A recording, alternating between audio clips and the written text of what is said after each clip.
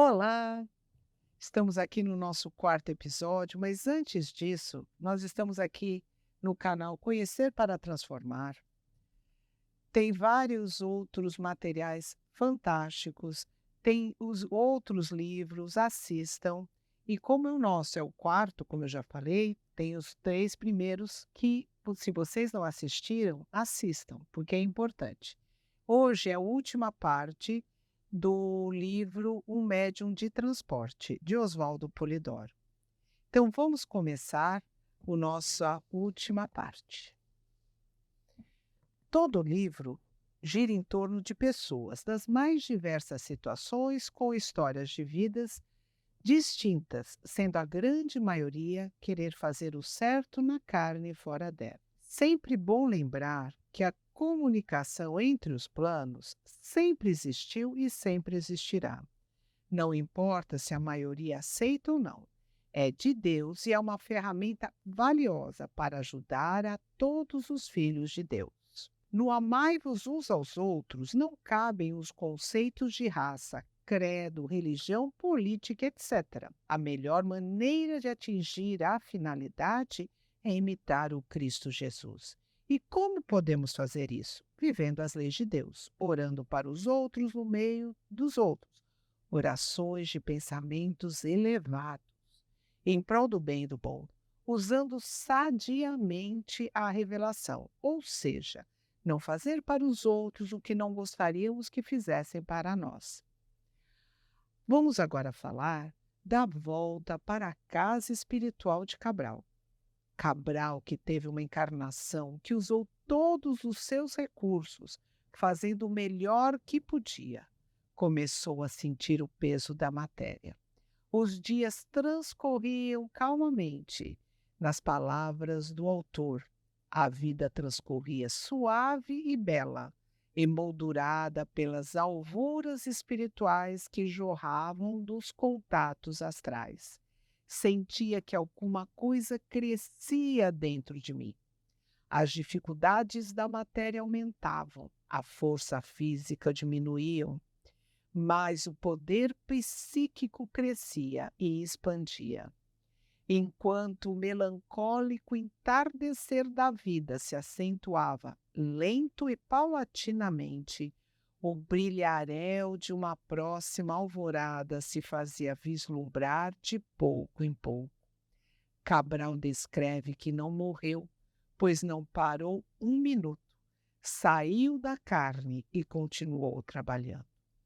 Ele diz que recebeu o aviso e se despediu da querida esposa, filhos, genros, noras, netos, amigos e partiu.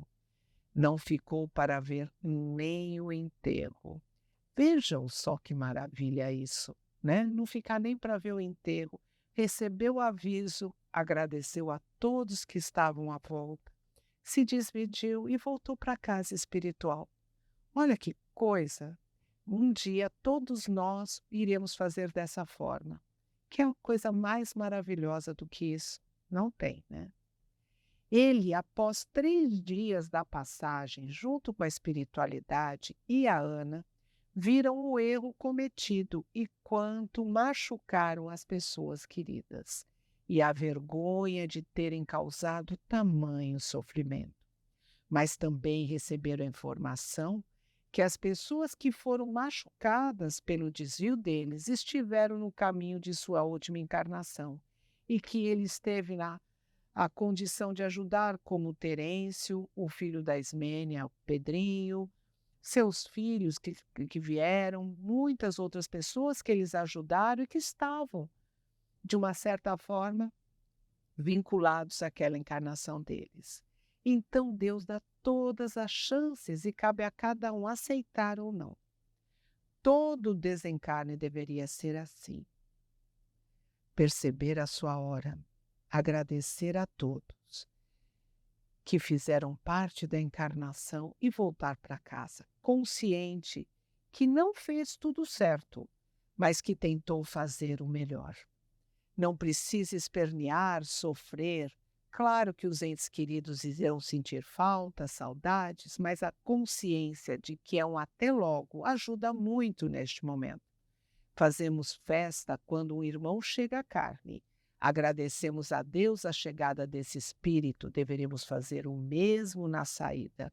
Uma grande oração de agradecimento, de ter podido compartilhar com esse espírito a encarnação e, acima de tudo, agradecer a Deus a oportunidade vivida.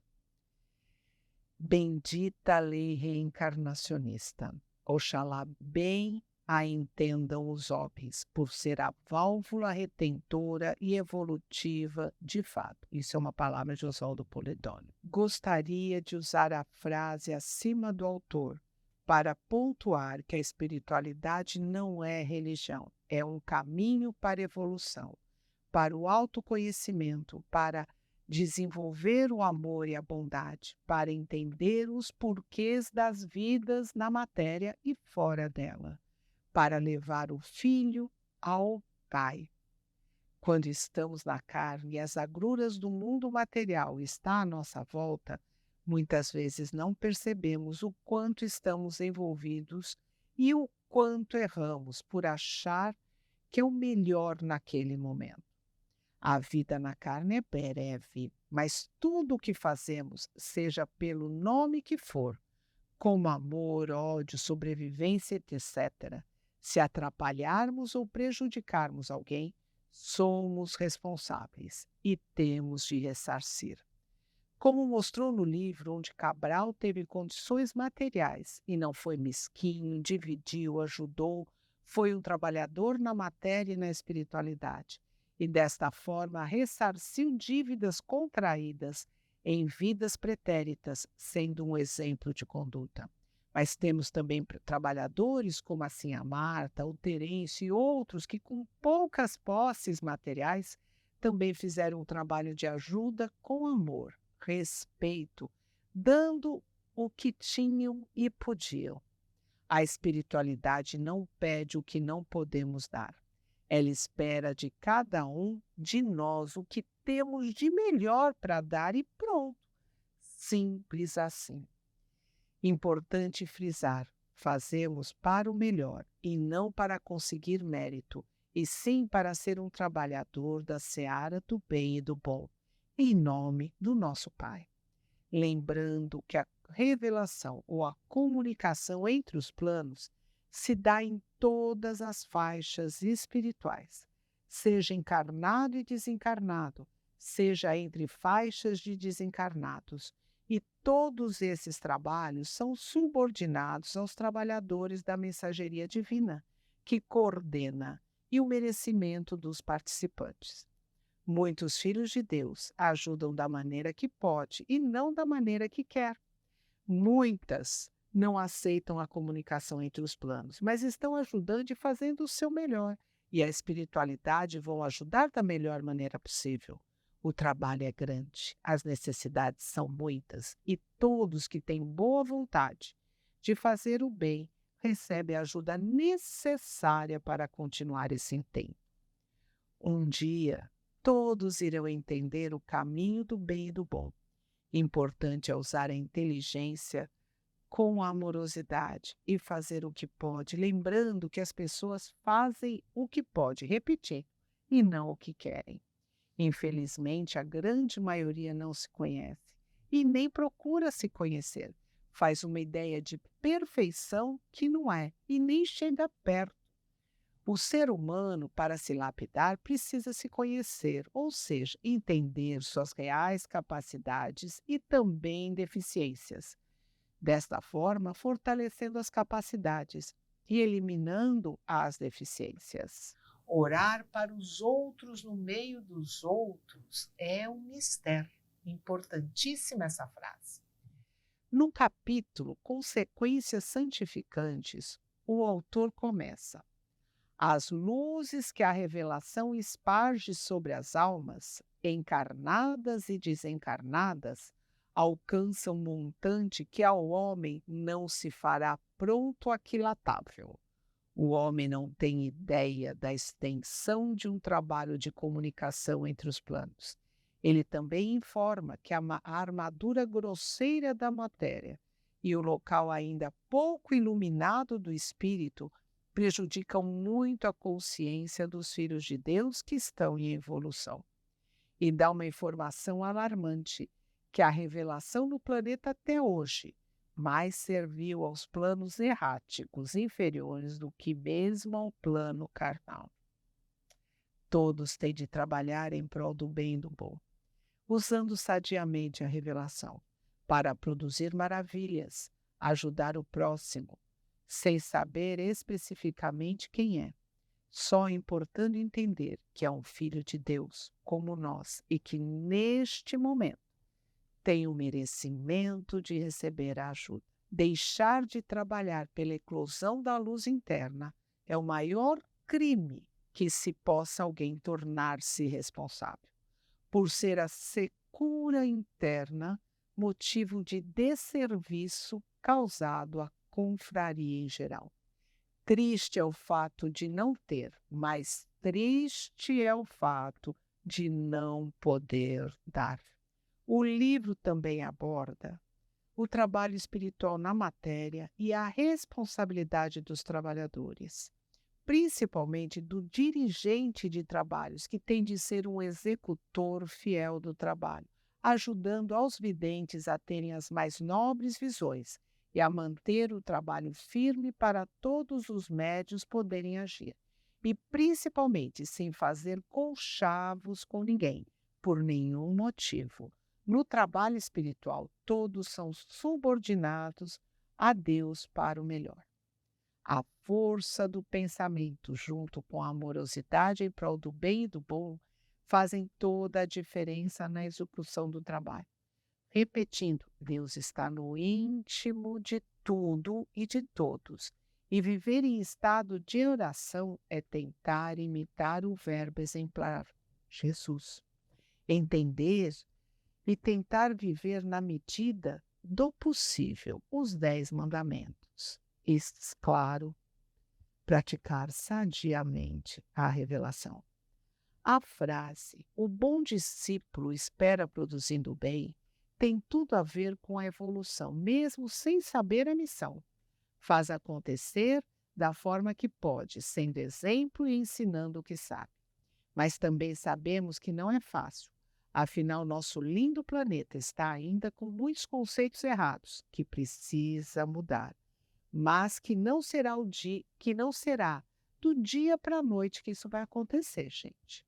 Começando a finalizar, já viram uma centelha divina ao sair de uma encarnação que trabalhou em prol do bem e do bom, conseguindo uma evolução individual e coletiva como se sente? A felicidade do dever cumprido não como obrigação, mas sim por ter sido útil ao seu irmão. Lembra o sentimento depois de cada trabalho de comunicação entre os planos realizados.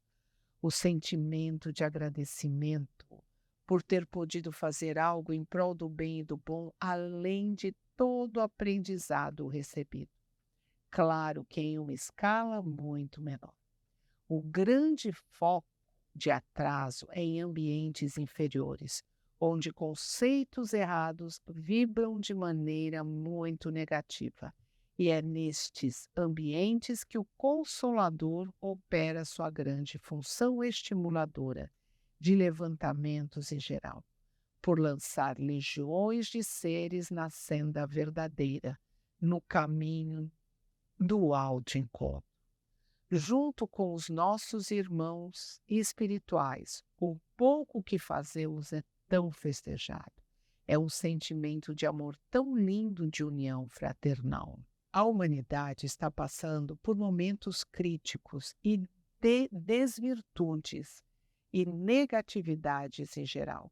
O Sr. Oswaldo termina o livro com a seguinte frase: que os mentores se multipliquem em serviços, que os missionários encarnados não descansem e Deus abençoe o labor de todos. Amigos, muito obrigada a todos, encarnados e desencarnados.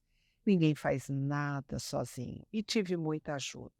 E é o princípio que nos dá tanta oportunidade de encarnar, desencarnar, aprender, evoluir, ressarcir e viver plenamente. Afinal, todo esse universo ele deu para seus filhos, para a sua evolução. Muito obrigado. Fiquem com Deus e graças a Deus.